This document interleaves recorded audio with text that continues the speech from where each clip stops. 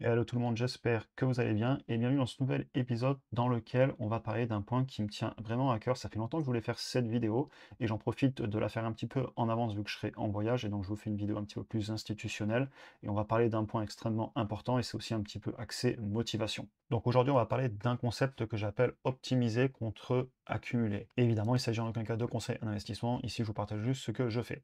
Donc, tout d'abord, j'aimerais qu'on se pose des questions pour réfléchir. Vous savez que les marchés sont sur des plus hauts en ce moment, et par exemple, on pourrait se dire que le Nasdaq, il est trop cher, il est sur les plus hauts, je vais attendre que ça baisse, j'achèterai plus tard. Et se dire ça, c'est une tentation très courante en bourse. Maintenant, ce que j'aimerais aussi me demander, est-ce que par exemple, je préférerais pas plutôt acheter une part de TF tous les mois, pas forcément au plus bas, et surtout, est-ce que ça va pas m'amener beaucoup plus loin? De la même façon, l'or est trop cher en ce moment, c'est sur les plus hauts, je vais attendre que ça baisse, j'achèterai plus tard. De toute façon, voilà, j'ai raté le coche, j'aurais dû l'acheter avant, maintenant, l'or, c'est plus un truc pour moi.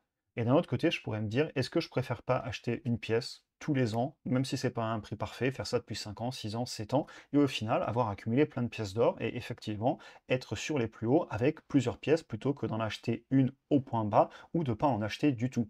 Quelle solution va faire grossir mon patrimoine le plus vite? Et je peux continuer l'histoire avec les cryptos, la bourse, etc. Par exemple, le Bitcoin, il est sur les plus hauts. Est-ce que je vais attendre que ça baisse? Et c'est certain, à la prochaine baisse, garantie, j'achète, je mets l'argent de côté, je raterai pas la prochaine baisse.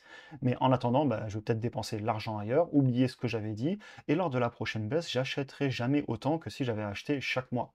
Personnellement, je préfère un montant à 5 ou 6 chiffres car j'ai déjà acheté régulièrement. Et même si j'ai pas le prix parfait, le prix le plus optimisé pour mon ego, il n'empêche que j'ai acheté beaucoup plus que si j'avais seulement acheté les points bas. Et d'ailleurs, on en parlera parce que c'est quelque chose qui m'est arrivé avec plein d'actifs, y compris la crypto. Et au final, j'ai décidé de privilégier la quantité à un prix parfait. Et j'aimerais encore une fois vous poser la question et me poser la question, qu'est-ce qui va faire le plus grossir mon patrimoine? Parce que c'est l'objectif, hein, de jamais perdre de vue. On cherche à accumuler le plus de patrimoine possible pour ensuite se donner des choix dans la vie et pas à avoir des prix parfaits pour se la péter le samedi soir. En tout cas, c'est ma vision des choses. Et du coup, ben, personnellement, j'ai fait mon choix.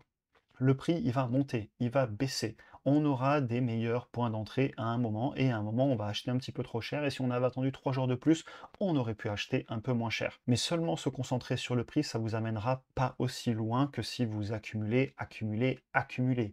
Évidemment, j'entends accumuler des actifs de qualité, mais ça nous amènera beaucoup plus loin. Passer à l'action au lieu de toujours trop réfléchir.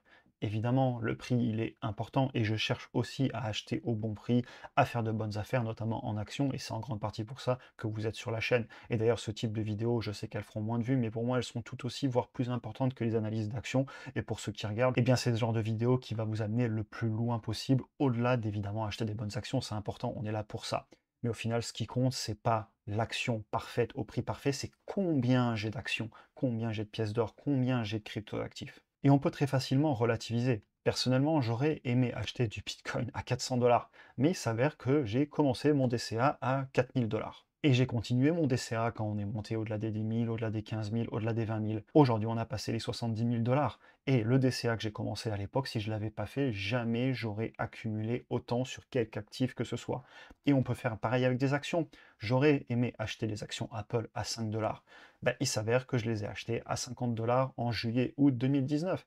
Aujourd'hui, elles en valent 226. Bien sûr que je les aurais voulu à 5 $, mais j'ai fait un DCA quand même à l'époque, et 5 ans plus tard, quand je regarde en arrière, j'ai accumulé au lieu d'essayer de choper le prix parfait et au final de jamais en acheter. Parce que quand elles étaient à 50 $, si j'attendais qu'elles retombent à 25 pour les acheter, eh ben je les aurais jamais eues. Mais du coup, pourquoi je vous dis ça? Pourquoi cette vidéo? Déjà, clairement, parce que j'ai envie d'aider et je pense que c'est un message très important qui peut vous aider. Je pense qu'optimiser 0,01% de frais sur 10 EDF aura beaucoup moins d'impact que d'aller gagner de l'argent et d'investir le plus possible, le plus tôt possible. Je l'ai assez répété par le passé sur la chaîne. Et c'est littéralement d'ailleurs ce qui m'a permis de passer les 6 chiffres avant mes 30 ans. Travailler, travailler, travailler, pas acheter l'action du siècle, mais travailler et accumuler plein de très bonnes actions de qualité et d'autres actifs. Et mon parcours, il n'a rien d'exceptionnel, il y a des personnes qui feront bien mieux que moi, mais il est là pour motiver, pour montrer que c'est possible. Et je vous garantis qu'on dort bien mieux sur ses deux oreilles et qu'on fait des choix dans la vie qui nous offrent aussi de la liberté et on peut faire un petit peu plus ce qu'on veut quand on a déjà accumulé pas mal de patrimoine. Et évidemment, on va faire mieux et on peut tous le faire à notre niveau pour se donner plus de choix dans la vie. Je pense qu'analyser de bonnes entreprises pour se créer un portefeuille avec une stratégie qu'on applique et ensuite d'aller acheter massivement ses convictions, ses actions, ses ETF, ses autres actifs, ça aura beaucoup plus d'impact sur notre vie que de courir après le nouvel objet brillant tout le temps.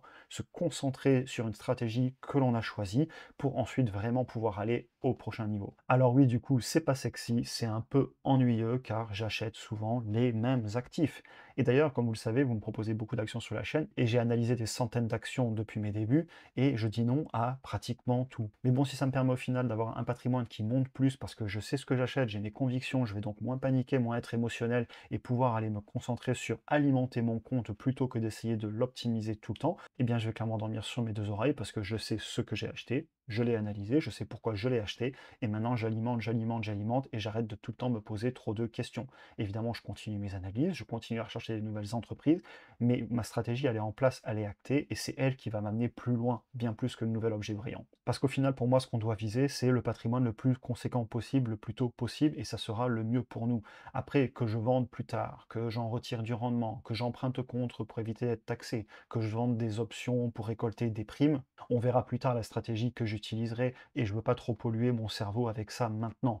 Aujourd'hui, ce qui est important, c'est d'accumuler. Et le plus j'ai, le plus je me sens serein au quotidien. J'ai de quoi prendre des décisions dans la vie, rebondir, changer des choses qui ne me plaisent pas, dire non si j'ai envie de dire non. Et ça, pour moi, c'est le plus important. Voilà, à méditer. J'espère que la vidéo vous aura intéressé. Je vous souhaite une excellente journée et à très bientôt pour un prochain épisode.